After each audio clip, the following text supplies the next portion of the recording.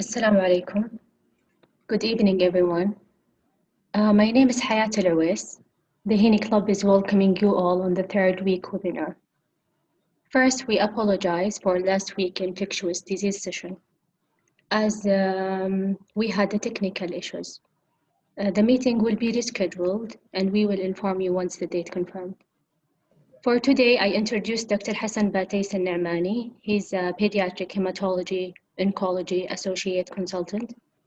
Dr. Hasan will share MCQs about hematology and oncology with us. Please leave your answers in the comment section, and if you have any question, feel free to ask. Thank you. تفضل دكتور. Thank you, Haya. Thank you for all of you. We will start this MCQ. I tried to make it more comprehensive for all the pediatric hematology subspecialties and pediatric oncology, including hemato-oncology and solid tumor and brain tumor. We'll try to make it in 1 hour, and 1 to maximum 1 and 30 minutes. We have around 33 questions. If you have any inquiry or any question, you can stop me anytime or write in the comment, and we will answer. So we'll start with the first question. I will put the question, then I will wait for your answers in the comment. Okay? So let us go. Bismillah.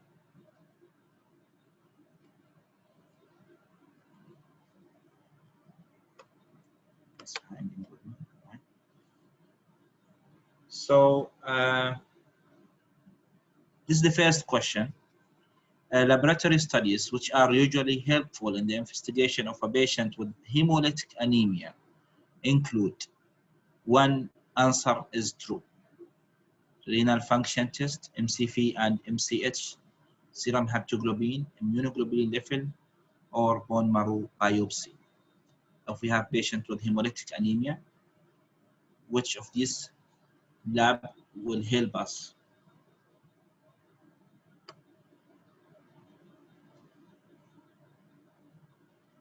I'm waiting for your answer.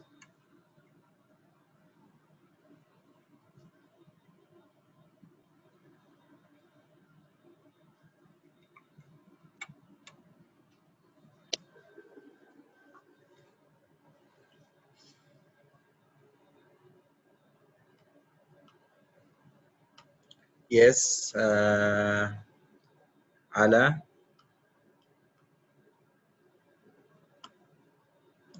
Mirfat, Sharifa, you answered C, and yes, it is true. Why C?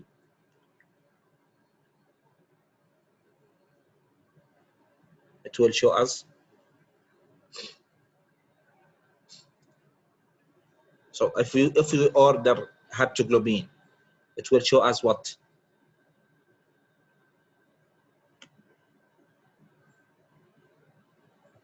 Low haptoglobin, which means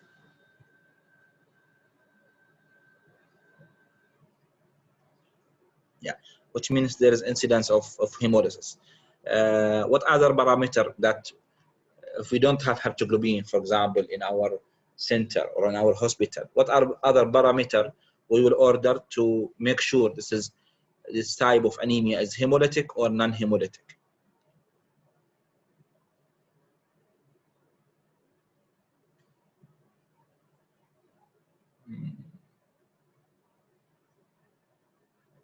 Retic count, yes. Bilirubin, yes. Yeah.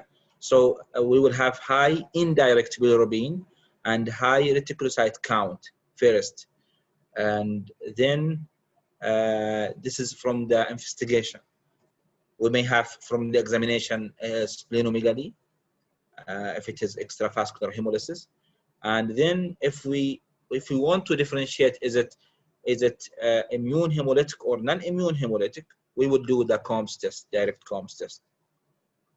Okay, good. So let us go to question number 2. Do you want to read the questions or you want me to continue reading it?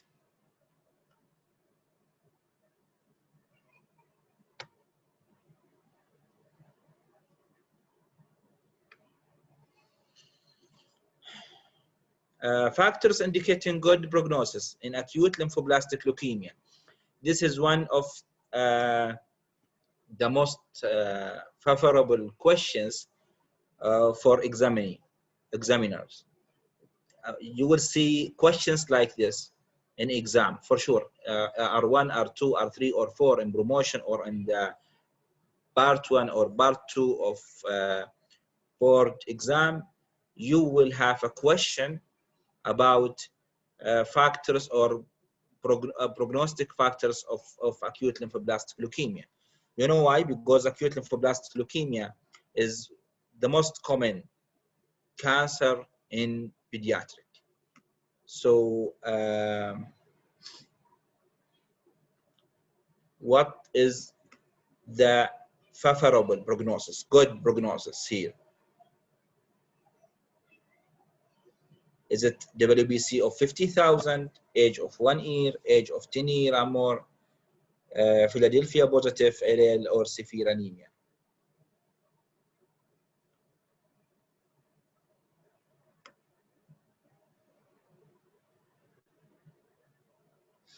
Yeah, actually, it is not good factor, but we can say one is not bad or poor prognostic factor.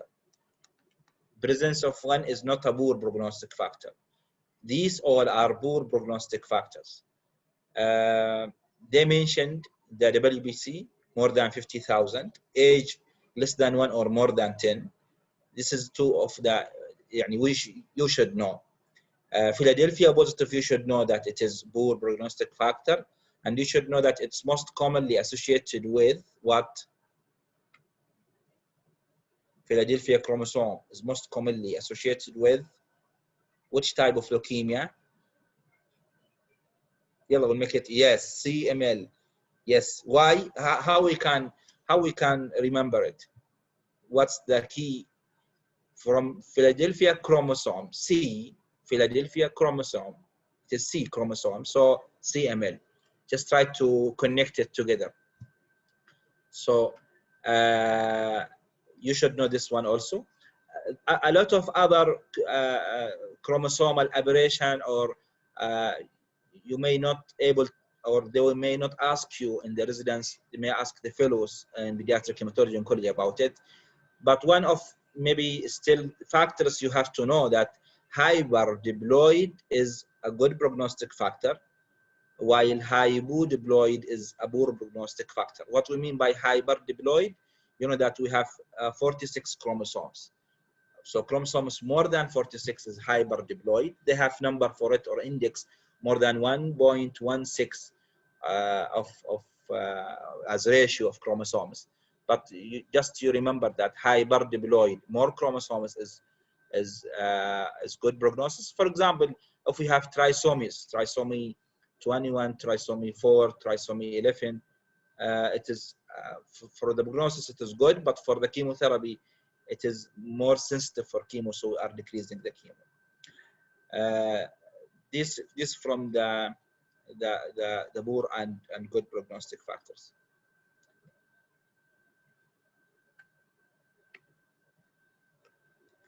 Okay, the third question. Which of the following is not associated with high MCV?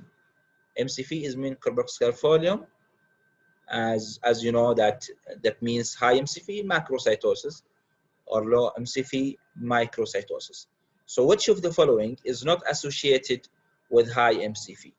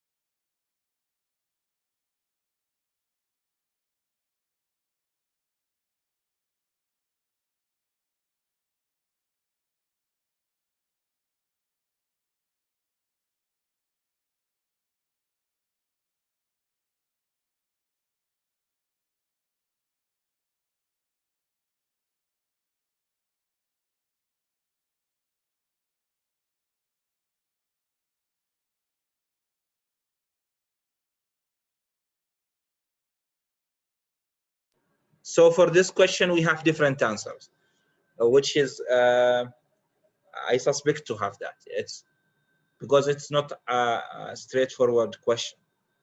So for those who answered A, why A?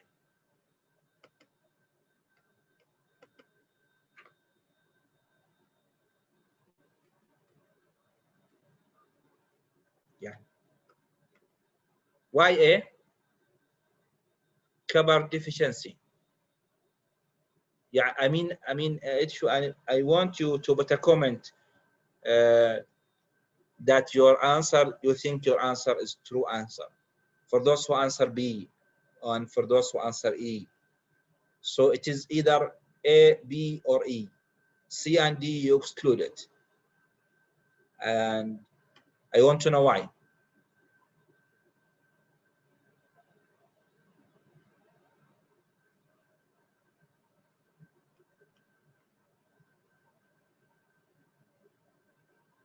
So let us choose one by one. For start from E. Liver disease.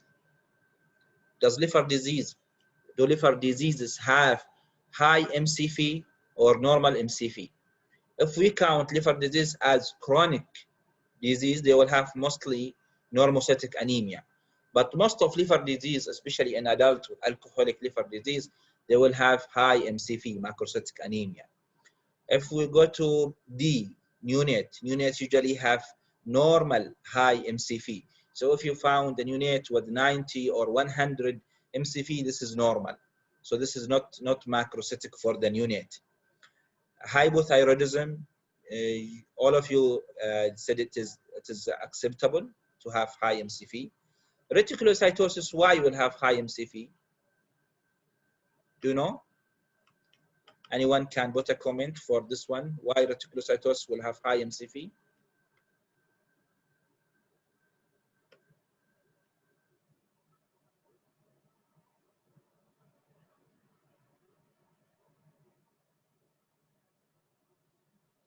Yeah, perfect. Agree. Because reticulocyte cells are premature cell.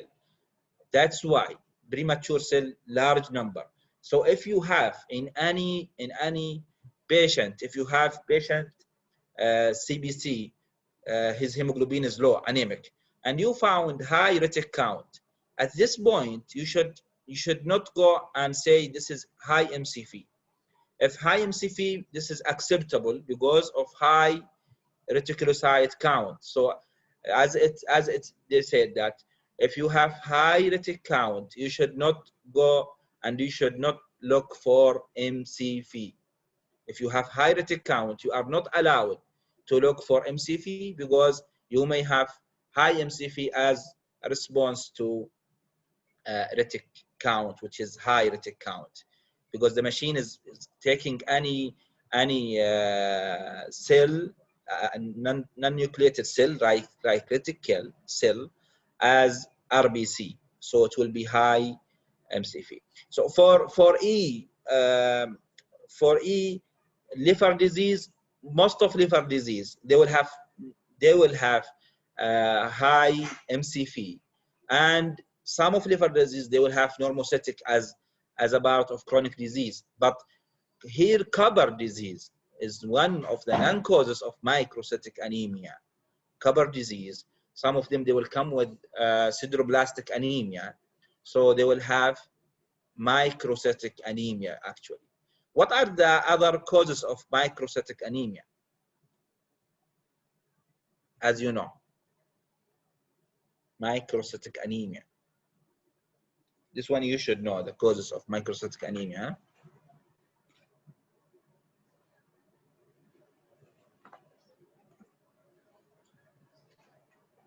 Yes, iron deficiency, Ala.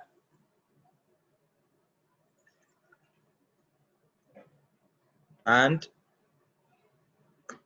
by name, as a student, we have to know it. Iron deficiency, anemia of chronic disease, they may present with normocytic or microcytic. Sideroblastic, this is very rare. Okay, as we mentioned, sideroblastic linked to copper deficiency also. Thalassemia, yeah, one of the most is thalassemia. So you should remember that. There is one also remaining, which was common before. Still you can see it, lead poisoning. Yeah? So lead poisoning also causes of what do you mean by BB?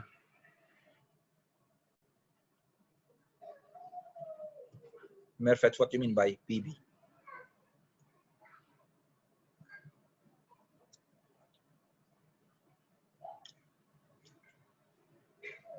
Yeah, lead poisoning, agree. Okay.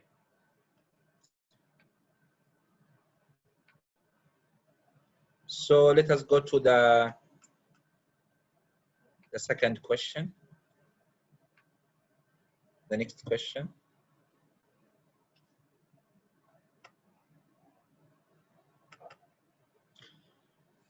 Here we have 5-year-old girl, non-case of beta thalassemia major. The best test to monitor iron overload is, this is one of also the common asked questions. What's the best test to answer or to know that patient has iron overload? Is it serum ferritin, myocardial iron estimation, urinary iron estimation, liver iron concentration? How we will know this one? Or plasma non-transferrin bound iron?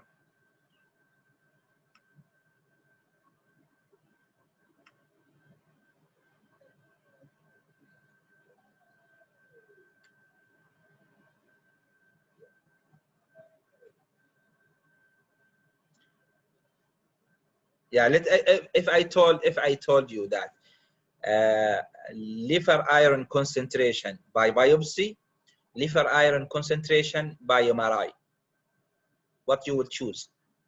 What's the best test?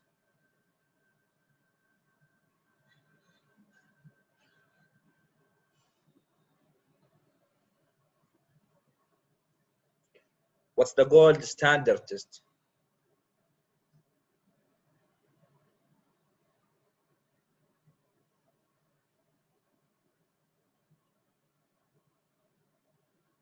Yeah, usually in MCQ we have hint or we have key words.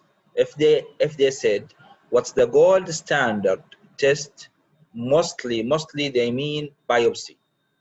The gold standard test for anything is biopsy, even if it is invasive. But what's the best choice is liver iron concentration by MRI, because non-invasive, as you mentioned, Merfet. So as a key word in MCQ, if they said what's the gold standard for any diagnosis, gold standard is biopsy. So that's why one of the most senior of our specialty is mentioned that in hematology in general, we are doing biopsy every day for our patient. How? Because we are doing CBC with differential. This is biopsy of the blood. So our diagnosis is mostly for hematology patient is accurate because it is objective, not subjective. It's not depending only on history and examination and other labs, which is not diagnostic labs. So that biopsy is gold standard, and liver MRI is the best answer. The most common association with interception in 7-year-old child is, for us in pediatric hematology oncology, if we have a child with interception, we want to rule out, because especially if he is more than 2 years, it's not common to have interception unless you have one of these choices. So what you will choose?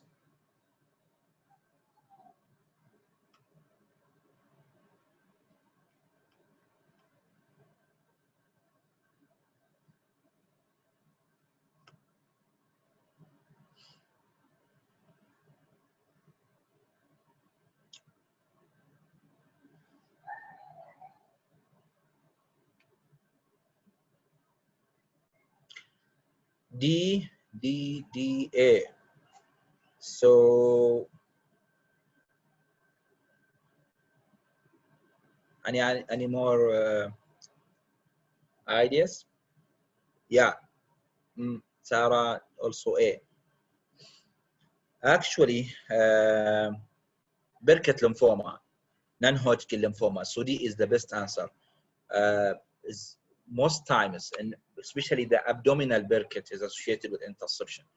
So as a rule, if we have a child with interception beyond the age of common age of more than 2, 3, 4, 5 years of age, we have to rule out lymphoma. So we are doing CT abdomen to rule out Burkitt lymphoma. So D is the best answer. Okay.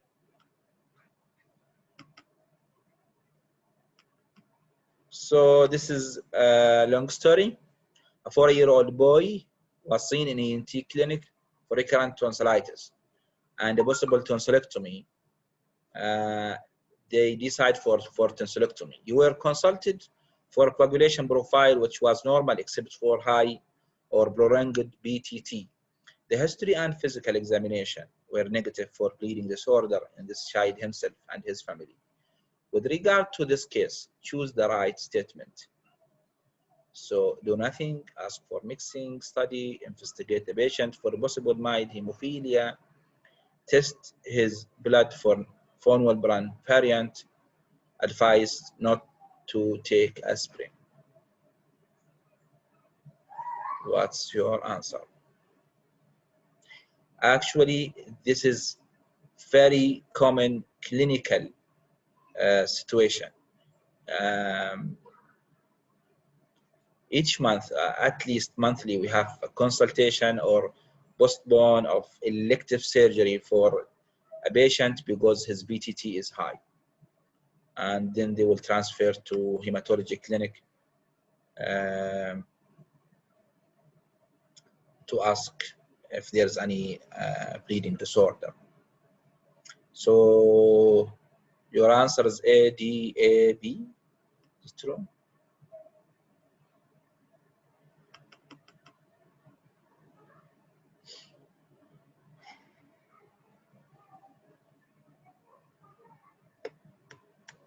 Those who answer B, why? Do you know why? What's mixing study? Anyone, if anyone wants to share voice, it's okay. Maybe it will be easier than to write a comment. I think you are not muted. Huh? What's mixing study?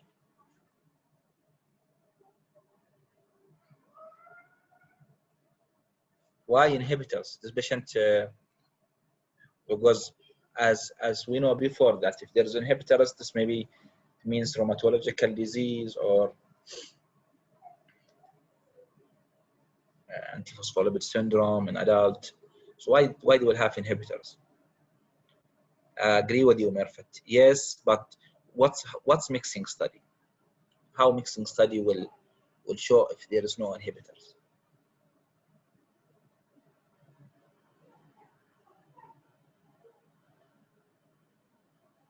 So I will explain it. So what we are doing in mixing study, we mean by mixing is mixing plasma. We will bring patient plasma and another plasma of normal patient.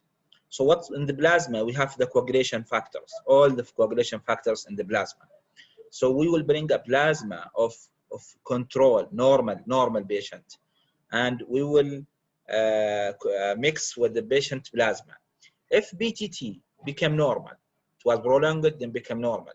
That means what? That means there is coagulation defect because the normal coagulation factors which transfer throughout this normal plasma correct the problem. Agree? Understand? If we give normal plasma with normal coagulation factors and BTT still high, that means there is inhibitors. Inhibitors is not means antiphospholipid syndrome or it's mainly and after viral infection, as you said, Merfed, we will have antibodies. These antibodies will antagonist coagulation factors and will make BTT, especially extrinsic coagulation factors, will make BTT high.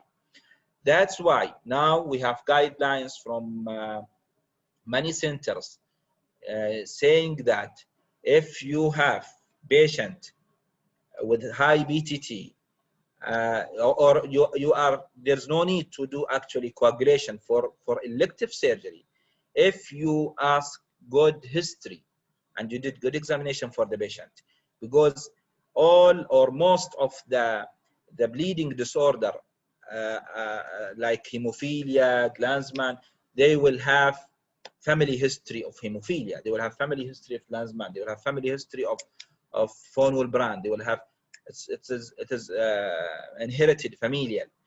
So if history is negative, most likely 99% you don't have any problem. That means most of time 99% this high BTT is due to inhibitors and nothing will be done. We will repeat it only after 6 weeks, 4 weeks, and it will be normal. Then they will do the surgery. So they mean that we are postpone surgery for no need. But still, this is not the practice now. Still, B is the best answer, not A. But I think in the future, A will be the best answer, or no need to do IF in coagulation, especially if it is elective surgery. It's not. I mean, patient is doing well and no any problem, and small surgery or not invasive surgery. Understand? Clear, or I have to repeat?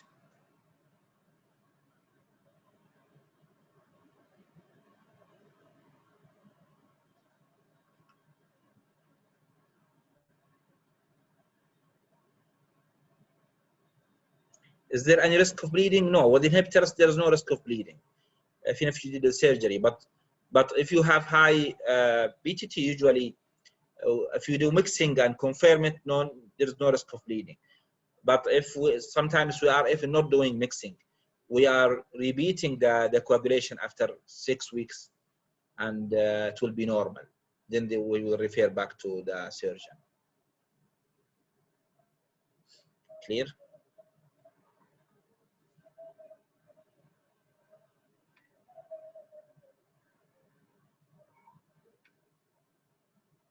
So we'll go to the next question.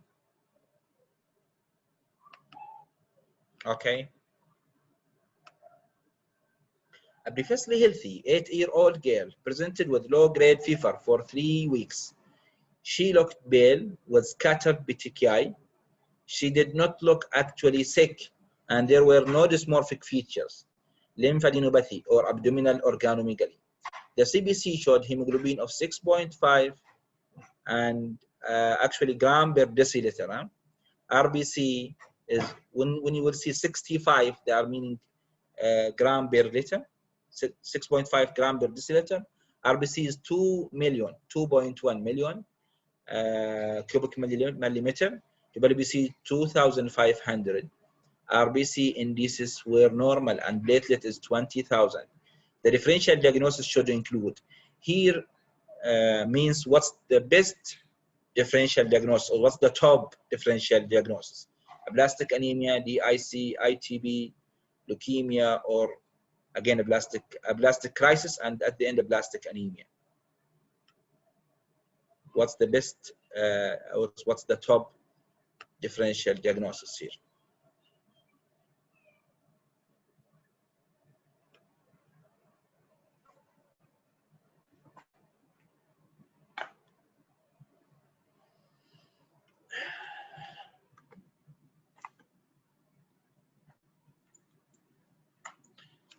So we have different answers.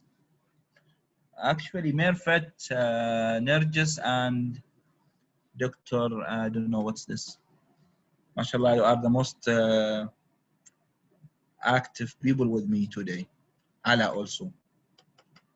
I want to hear from others. Let us make it more interactive, so we will continue next weeks. So let us go for the exclusion. Usually in MCQ, one of the best we have key rules to answer MCQ. If you have very big scenario, sometimes half of the page. So what we are doing, I'm reading the last paragraph. Sometimes the whole story is about something. If you read about the last paragraph, you may answer the questions. So this is one of the keywords I'm doing. But if I read the last paragraph and I did not get the question idea, then I will read the whole story. This is one. Second thing, I will go by exclusion. Here, let us go by exclusion. For example, C, ITB. This is not ITB. Why? Because not only platelet low, we have low hemoglobin also, and we have low WBC. So is it a blastic crisis? What do you mean by a blastic crisis? Do you know what a blastic crisis means? It's different from ablastic anemia.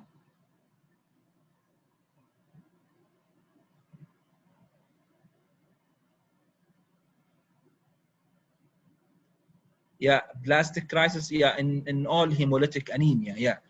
We will have low what?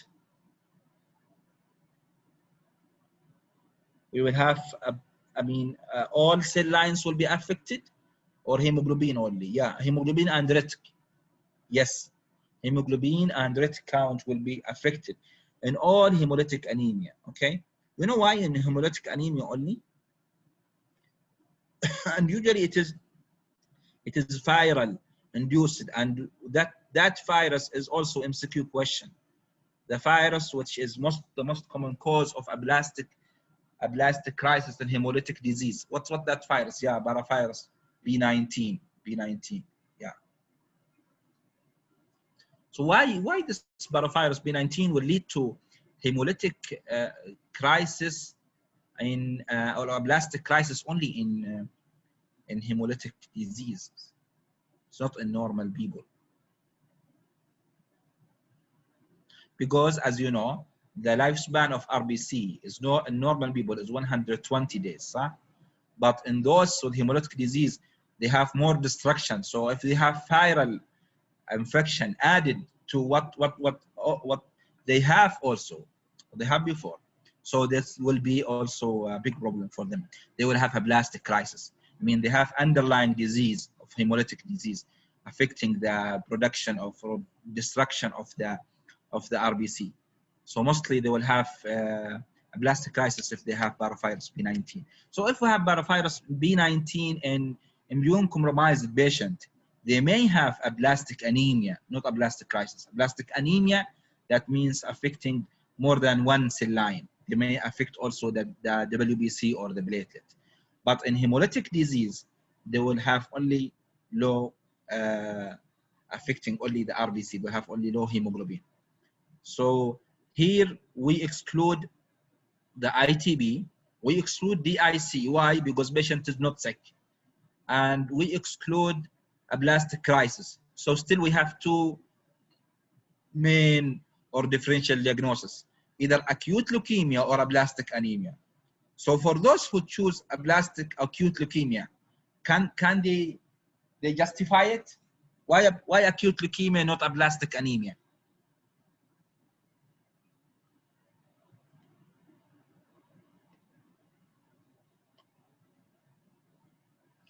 And for those who choose a blastic anemia, also can they tell us why not?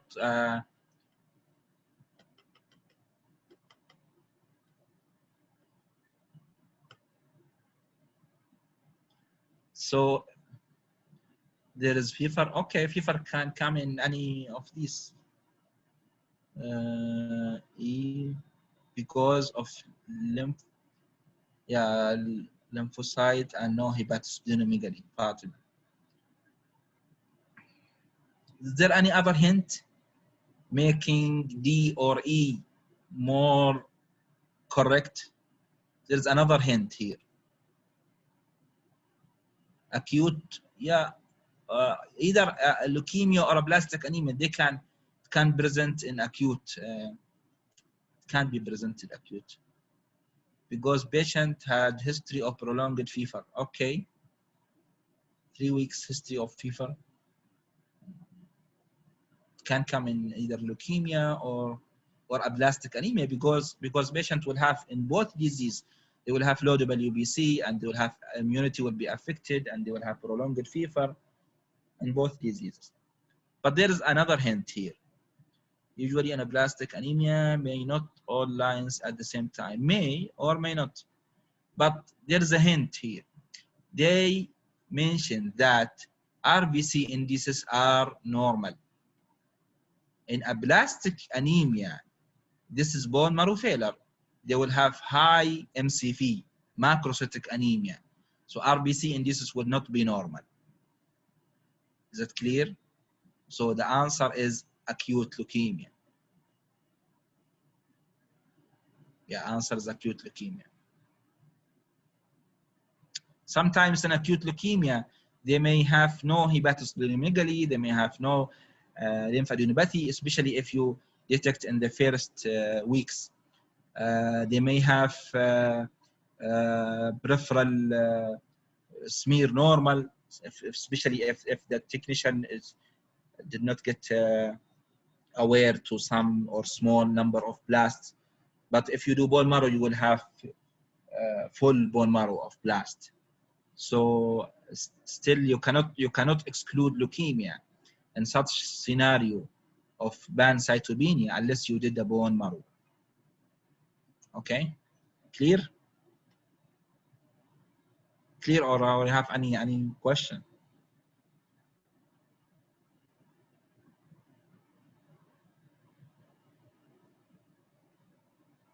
Okay, thank you. So let us go to the next question. A 2-year-old girl was found to have low-grade fever and mild bilateral chest wheeze of 2 weeks duration. Neurological finding also revealed lower extremity weakness with abnormal deep tender reflexes. The best action at this time should be what you have to do. Yeah, here again there is one of the keys to answer MCQ. If they told you what's the best action, it's different from what's the next step. Next step, remember that you have a patient in front of you, you are in ER. Next step is what you will do for the patient. Sometimes ABC, sometimes X-ray, sometimes CBC, sometimes resuscitation of the patient. Stop bleeding, for example, airway maintenance, breathing. So this is the next step. But the best action, that means what's the best? What's the best from the choices? So this is also you have to take care for these words in the question. So what's the best action to do for this patient? First, what do you suspect from the question? Yeah, also this is one of the ideas that to answer MCQ, before going to choices, you have to put in your mind something that what's this case? Then you can answer. So what's this case?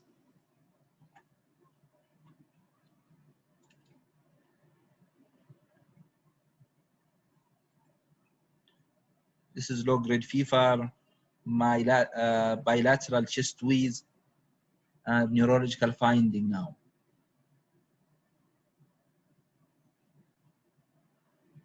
So if there is no chest wheeze, I will agree with you. I may do neurological workup. But here there's something else. Chest wheezing with especially what they mentioned in the neurology is something going with only spine because it is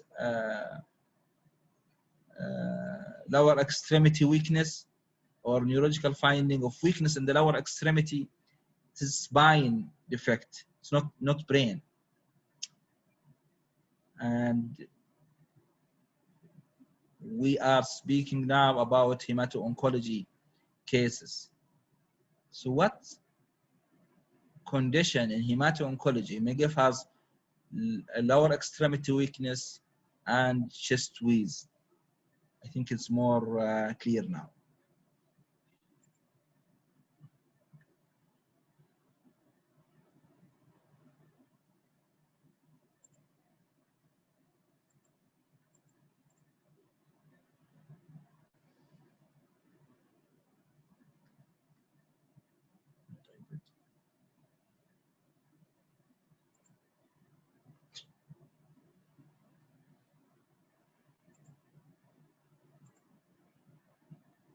Many malignancies compressing the spine. So what you will do?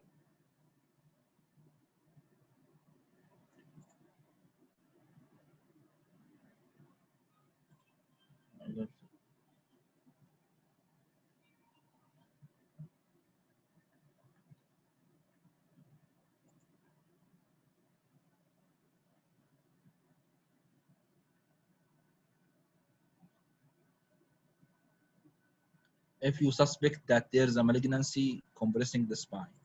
So myeloma is not a common in pediatric. We don't have myeloma. Spine CT. Yeah.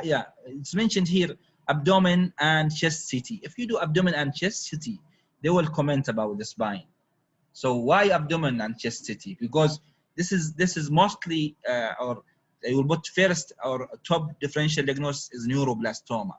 Neuroblastoma, it will be around the chest or abdomen mass. Sometimes it's not palpable, but they will have compression paraspinal, sometimes paraspinal mass.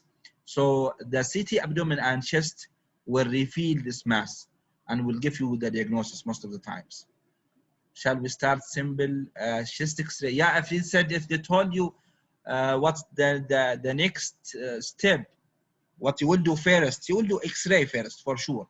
But if they ask what's the best action to do, the best investigation to do for this patient, the best choice is CT abdomen and chest. Okay, clear? So you should suspect here that because especially there is wheeze, many of cases of wheezing, if they don't respond to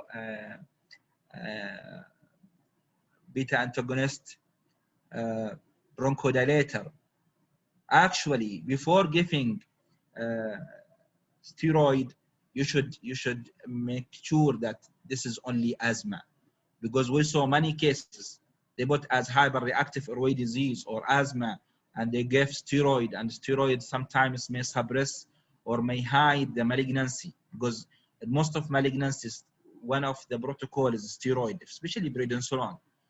So before giving steroid, usually you should make sure of your diagnosis, because steroid for any disease, it may elevate the symptoms, but it will not elevate the disease progression. So please try to make sure that your answer or your diagnosis is correct before giving steroid. Clear? So this is a message as a take-home message. Usually, make sure that patient have correct diagnosis before giving steroid, even inhaled steroid. Thank you. Let's go to the next question.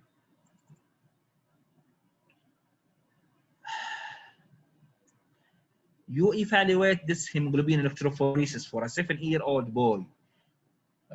By history alone, he never has been transfused, but he has this hemoglobin electrophoresis. Hemoglobin A2 is 6%, hemoglobin A1 is 12%, hemoglobin F is 16%, and hemoglobin S is 66%. So what's your diagnosis here?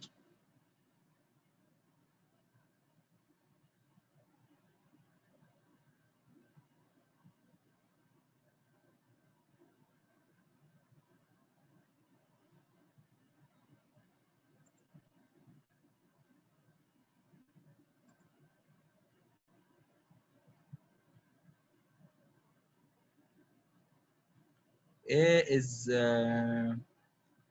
from R.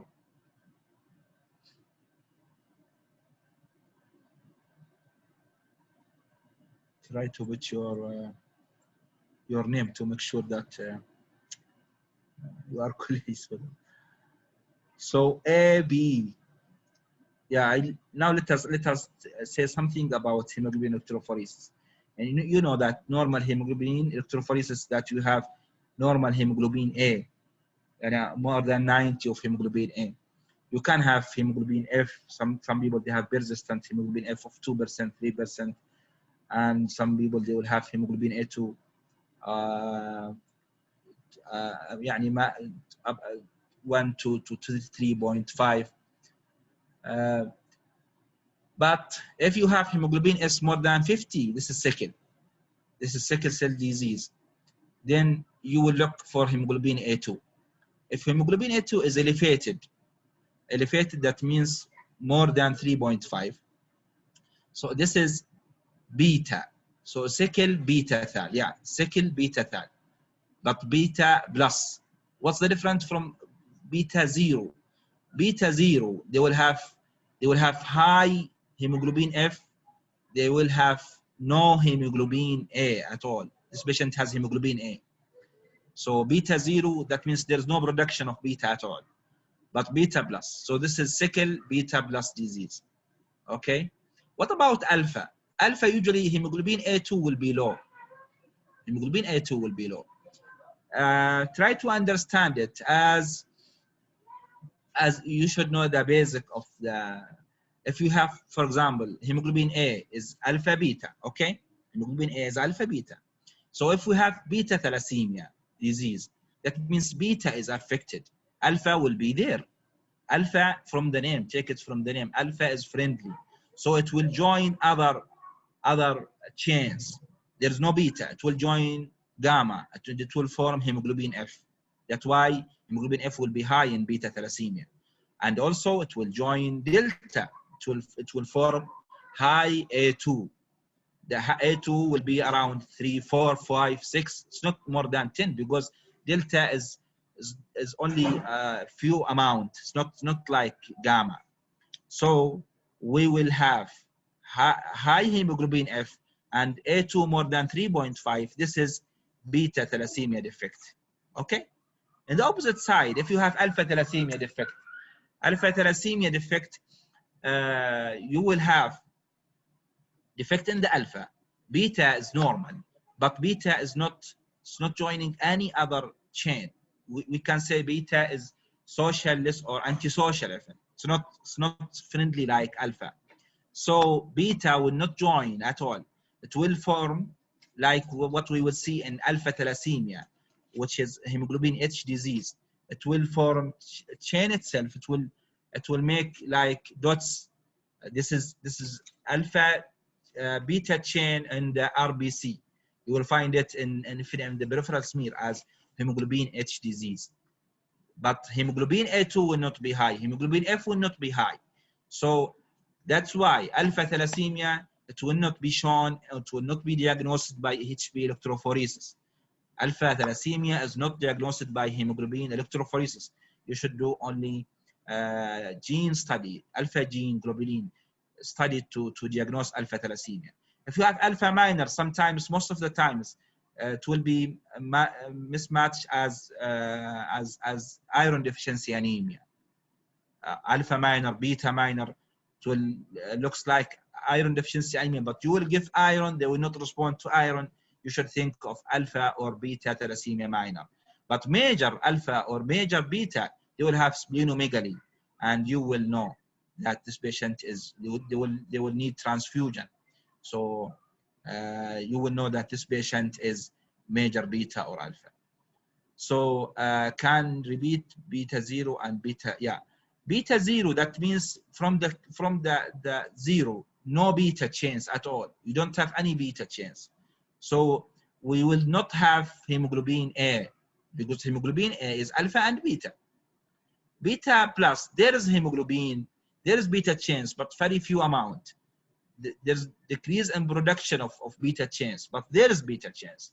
There's very small amount of very few of beta chains. It will join with alpha. It will make some hemoglobin A, like here 10%, 5% hemoglobin A. But hemoglobin A is not zero. If hemoglobin A is zero, this is beta zero. Okay? Clear? Okay. So from the basic, if you just put this in the mind that alpha, that A1 is alpha and beta, and defect in alpha will make this, defect in beta will make this, alpha is friendly, will join, beta will not join, you will not forget these things. Okay? Thank you.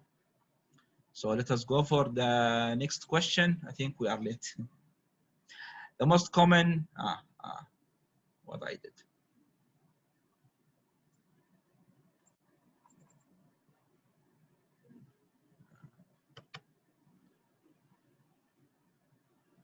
I think I have to go back here. This is,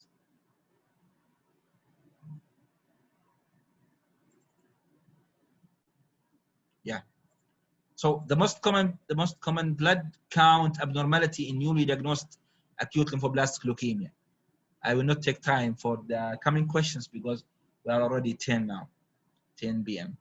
So what's the most common finding or most common hematological presentation for leukemia patient in pediatric? Is it low WBC, high WBC, severe anemia, thrombocytopenia, blast in peripheral blood? What do you think? And most of leukemia patient, you will find what? No, and most of leukemia, you don't have, some of leukemia, we don't have blast in peripheral blood. It's more than 10-20% of leukemia, we don't have blast. The WBC is a wide spectrum. So the most common is thrombocytopenia. More than 90% of leukemia, they have thrombocytopenia. Yes, Nervous. More than 90% of leukemia patients, they have thrombocytopenia. So if you don't have thrombocytopenia, you have to think about other diagnosis. Still, there is 10% they may have no, but you should, or most of the cases, they have thrombocytopenia. You know why? Because, you know, the platelet half-life is only around 5 to 7 days. So if you have anything affecting the bone marrow, platelet will be low first, not hemoglobin, not the WBC. Okay? Okay, next question.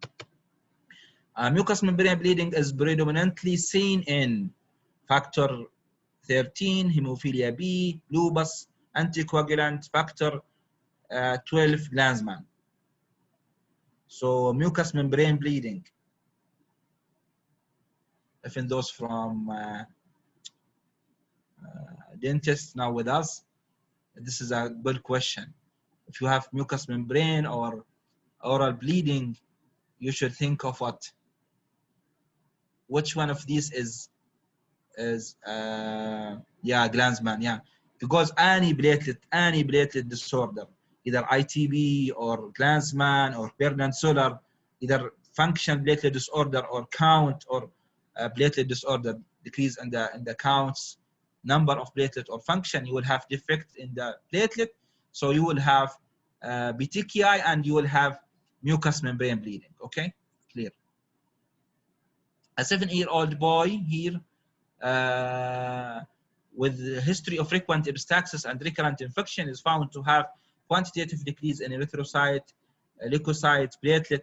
Additional laboratory testing demonstrate excessive chromosomal breakage following exposure to agent as none to cause damage to DNA. Which of the following is most likely diagnosis? Or it's not, he's not asking about the diagnosis. First, what's the diagnosis? Then what's the additional evaluation for this patient? What you will find additionally in this patient. So you have patient with pancytopenia and he has excessive chromosomal breakage. What's the diagnosis? Chromosomal breakage, this is the key.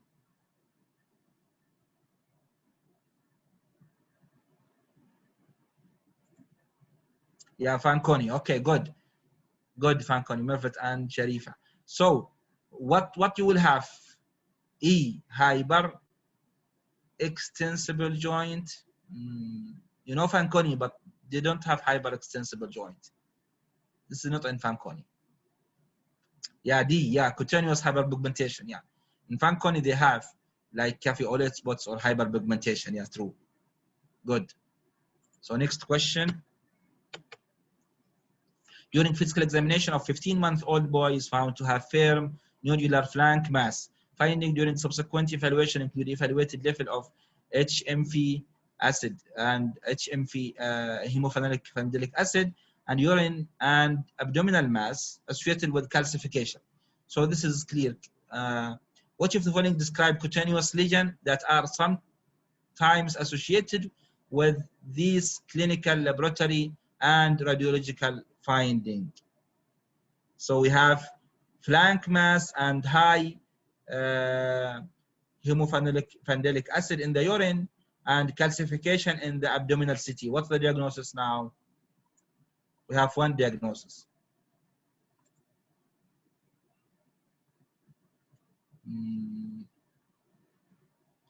Well, miss, they will have flank mass, but they will not calcification and not no high HMV.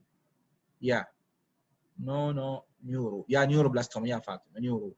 This is neuroblastoma. So what finding you will have in neuroblastoma from this ABCD?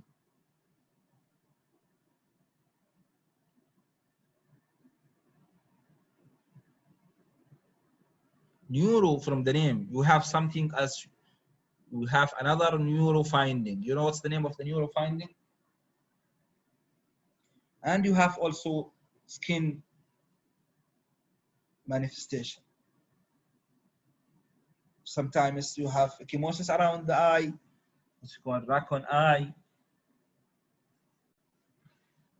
Sometimes we have neuroblastic syndrome. Sometimes we have bluish purplish subcutaneous nodule. So D is the correct answer. Subcutaneous nodule is also associated with neuroblastoma. So if you have any case of subcutaneous nodule, you should put again neuroblastoma in your differential diagnosis. Okay. This is X-ray question. 14-year-old girl present with recurrent left leg pain that's unrelated to exercise and sometimes awake her from sleep. On physical examination, the circumference of left distal femur is larger than the right. This is the radiograph of the femur. What's the most likely diagnosis? So anything awaking the patient from sleep, you should take care. For example, headache awakening from sleep, you should take care that this is maybe posterior fossa tumor, and bone pain awakening patient from sleep, this is cancer like Ewing or osteosarcoma.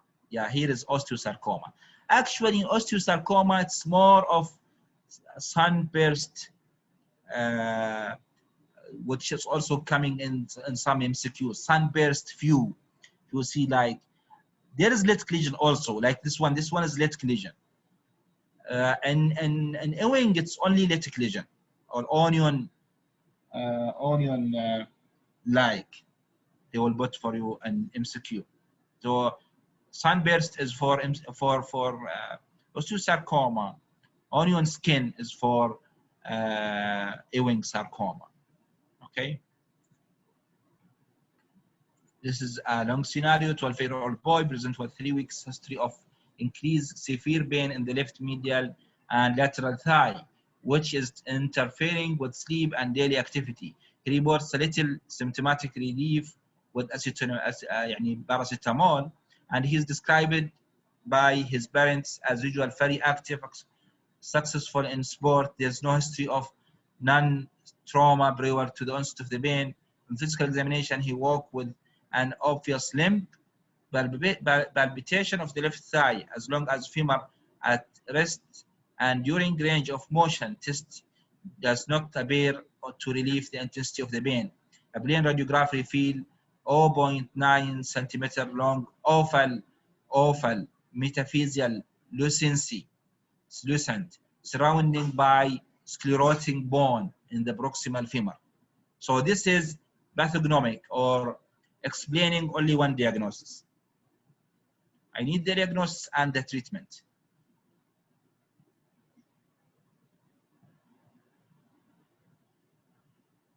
And also it is favorable MCQ question.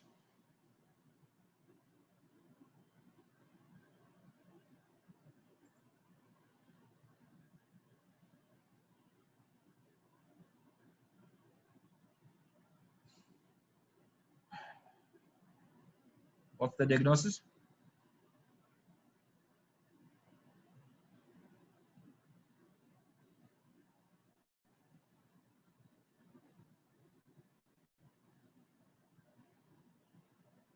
Yeah, this is osteoidostoma. Osteoidostoma, you will see if you have X-ray, you will see there is lucency surrounding by sclerotic bone, and it is not awakening the patient from sleep.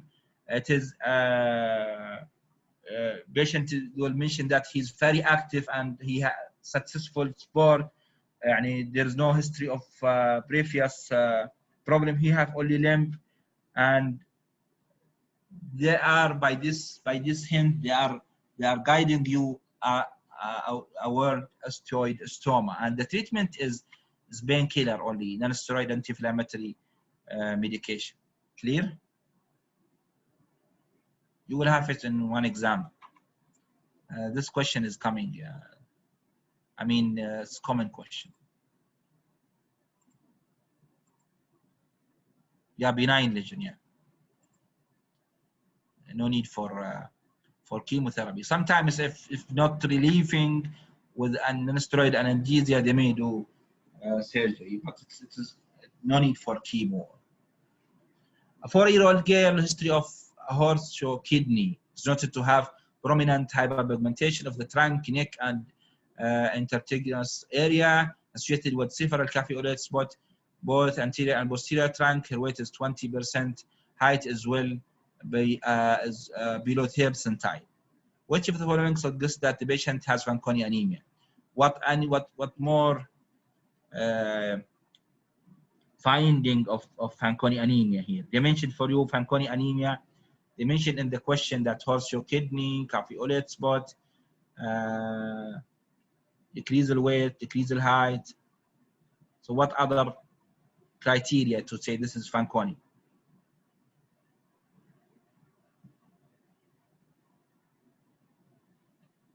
Are you with me? Well, if you want to stop, we will stop here.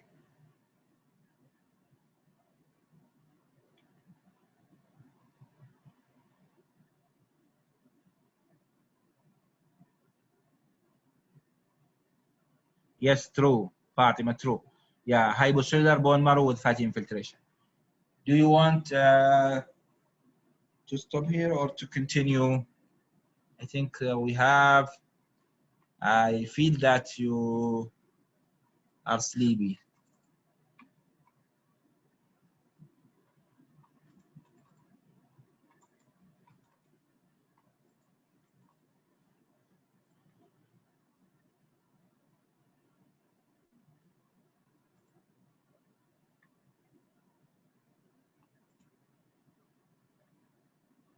طيب. So if you want to continue, we need more participation. Yalla, let us go.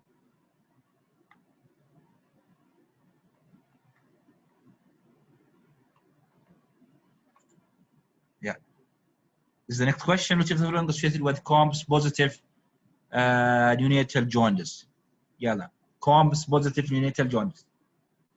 It's hereditary spherocytosis, bioincompatibility, biophilic kinase, alpha thalassemia, G6PD. Which of these is immune? COMS يعني immune.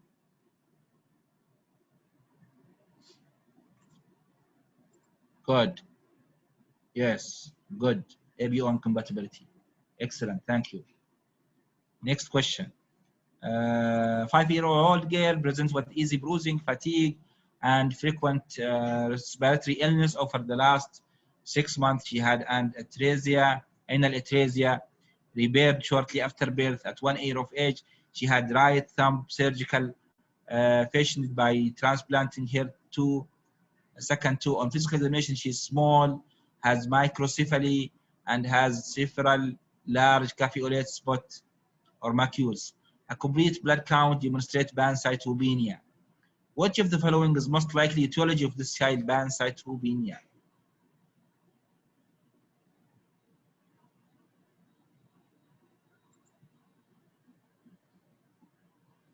Yes.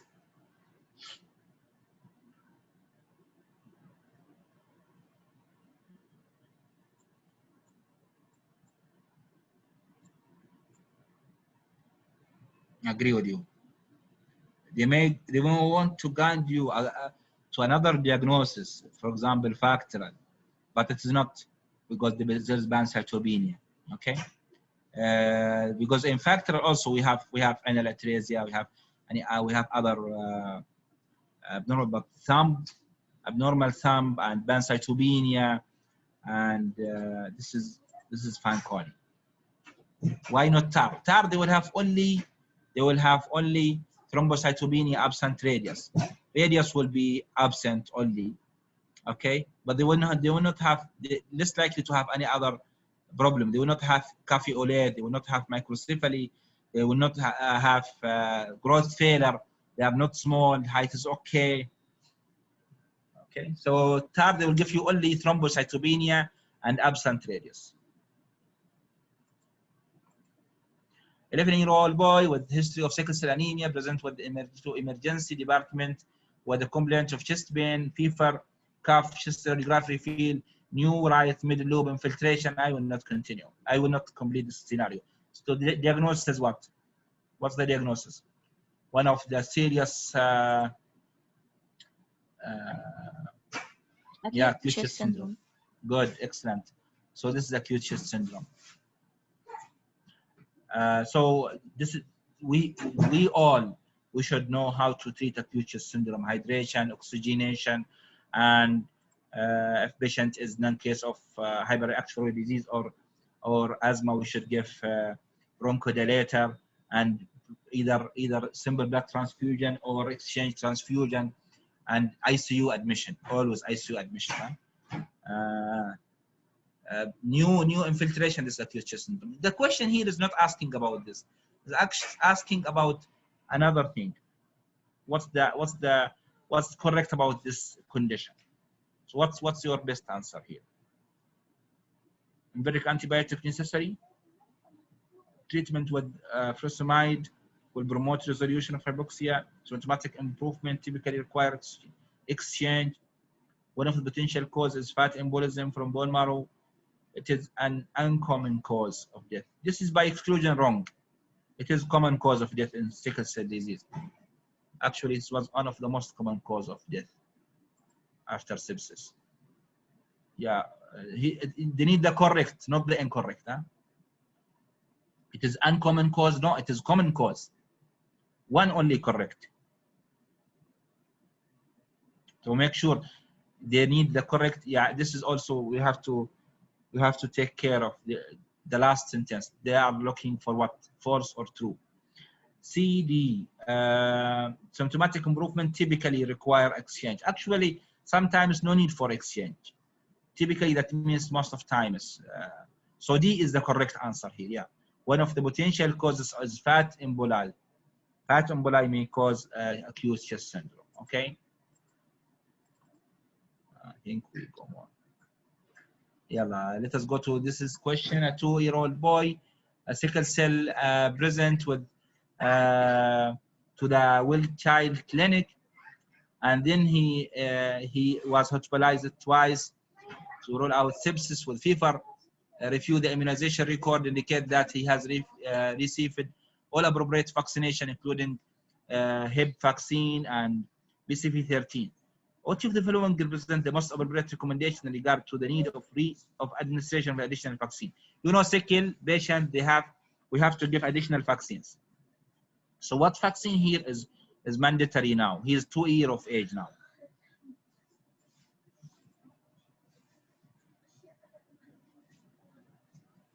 Yeah, BBV 23. Yeah.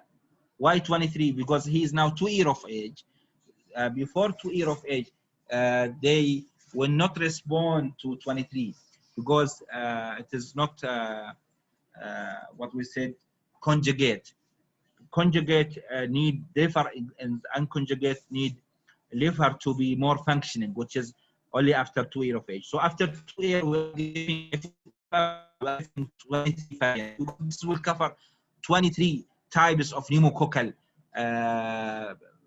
bacteria. It's more wide spectrum than 13.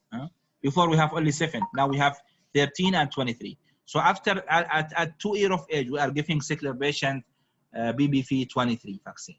Okay, and maybe you have to repeat it after 5 years of age. We are giving meningococcal and Haemophilus influenza if they will do splenectomy, and we are giving annual influenza vaccine. Okay. A 4-year-old boy, history of severe snoring, defibrillator, threatening bleeding following elective hysterectomy, CBC show platelet of 135, mean platelet volume is okay, mean platelet volume is 12.5, prothrombin is normal, BTT is normal, fibrinogen is within normal, not low. So what's the underlying diagnosis here? Mutation in protein 4.2, congenital factor 7 deficiency, deficiency of glycoprotein 1b, antiplatelet antibody, presence of lupus, anticoagulant. What do you think? Other vaccination we give the sickler patient all vaccination like other children, but we give extra vaccines. Extra vaccines, one of these is pneumococcal vaccine 23 at age of 2 years. We are not giving to other children. We give only to sickle. We give extra meningococcal and Haemophilus influenza booster dose. Okay. So here, what's the problem here? They give you hint. They give you that CBC is normal, apart from what? Apart from MBV, mean platelet volume is very important. If it is, we have normal 7 to 10. If it is less than 7, this is micro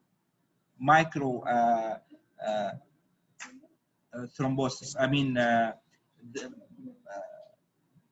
microthrombocytopenia. If more than 10, this is macrothrombocytopenia. So actually here, deficiency of glycoprotein 1b is the correct answer.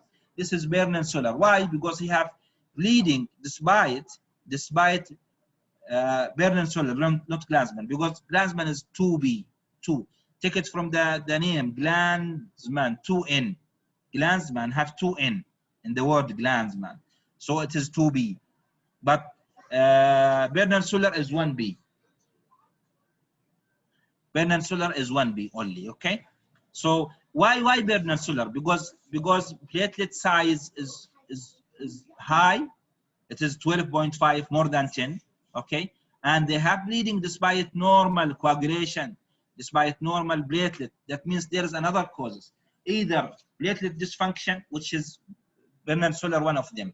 They did not mention any other thing about for example, if we have von Willebrand. Von Willebrand, sometimes everything normal, but they will put for you here von Willebrand analysis. There's no von Willebrand. Antiplatelet antibody, it will be there in ITB, but we are not asking for it actually. Lupus is not, lupus, they will have high BTT.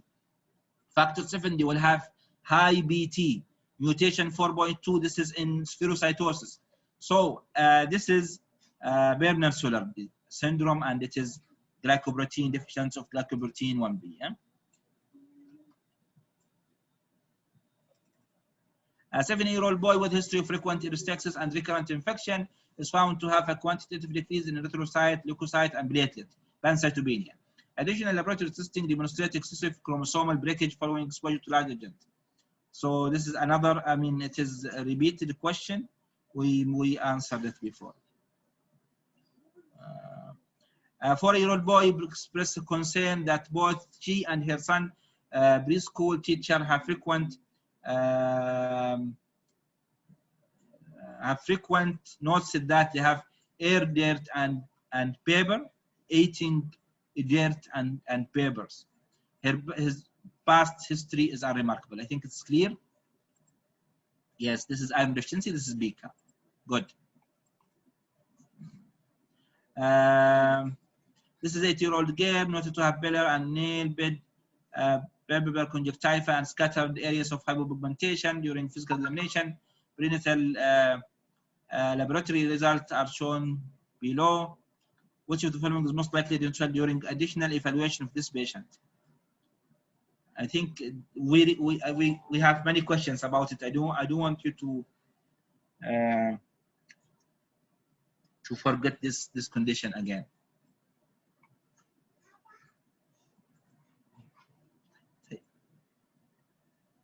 Hypergonadism. No, this is about big A about Bika. So this is a question of pancytopenia. Okay, they have I think to give you hint. C is short stature. Yes.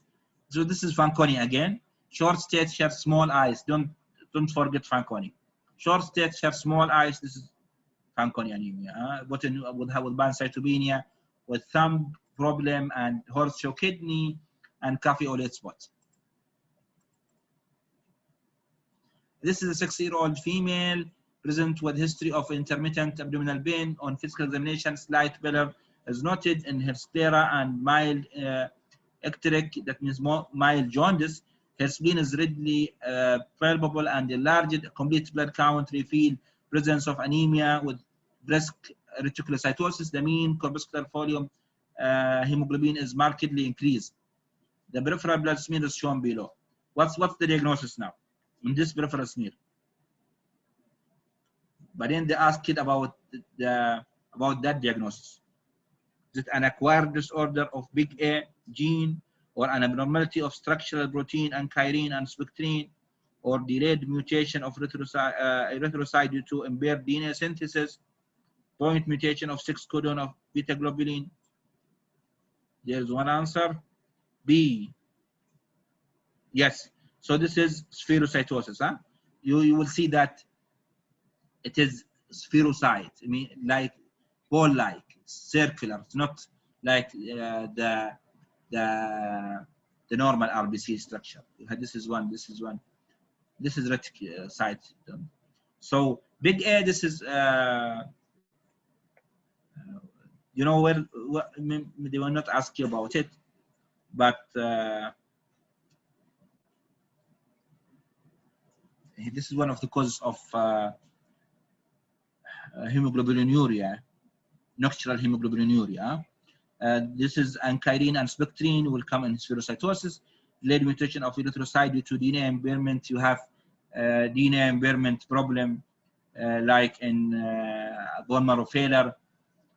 Point mutation. This is about sickle cell anemia and glutathione deficiency. Last one. This is about a 2-year-old boy with chronically draining ears, present to ER with history following fall, alert oriented, neurological examination normal, percussion of skull radiograph is obtained. It's 2 isolated osteolytic lesion. Once you hear osteolytic lesion in the skull, you should think about one diagnosis, which is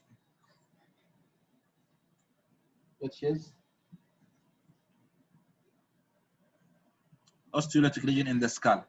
What's the diagnosis? Yeah, histocytosis. Agree, osteolytic histocytosis. So this is histocytosis. What we will have?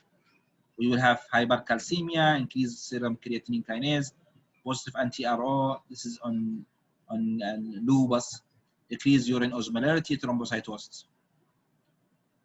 We will have rash. Sometimes if you have a child with rash not responding to local steroid, not responding to lubricants, you should think of again histocytosis, Langerhans histocytosis.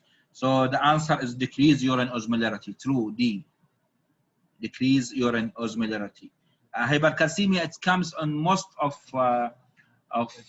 skeletal disorder, but in histocytosis, the lytic lesion is minimal. It's not to that degree of causing hypercalcemia, just minimal, small little lesion. So they will not have hypercalcemia, but they have decreased urine osmolarity. It's a part of sometimes they will bring what they will come with nocturnal bleeding, nocturnal urination. Huh? Can you slow down? Yeah, because of the time. Okay. I think it is recorded, so you'll have the recording later. So here is Langerhans cell histocytosis. It's different from the other one, HLH, hemophagocytic lymphohistiocytosis. Maybe you know the differences. A 4-year-old female with a history of eczema, intermittent thrombocytopenia, recurrent infection, with fever. Her review of symptoms is pertinent to weight loss, night sweating, nausea, vomiting. And once you hear about weight loss, night sweating, this is you have to put in your mind leukemia or lymphoma. Physical examination, vague, full right lower quadrant, subsequent CT of the abdomen demonstrate mass, abdominal mass in the ileocecal junction. So as we mentioned before in one question, this ileocecal junction will give us interception, and this will be mainly Burkitt lymphoma. So what's true here about Burkitt lymphoma?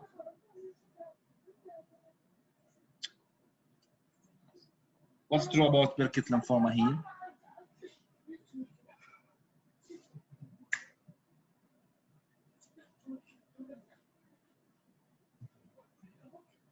There is two answers. A, Epstein-Barr virus present in 95. This is too much. 95% of cases.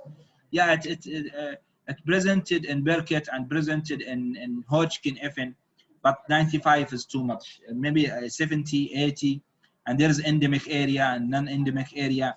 But the most true that most cases are high-grade diffuse neoplasm. High-grade grow fastly, and that's why they will have tumor lysis syndrome, most times associated with Burkitt. Burkitt is one of the conditions associated with tumor lysis syndrome. Okay, so D, yeah, D is the correct answer.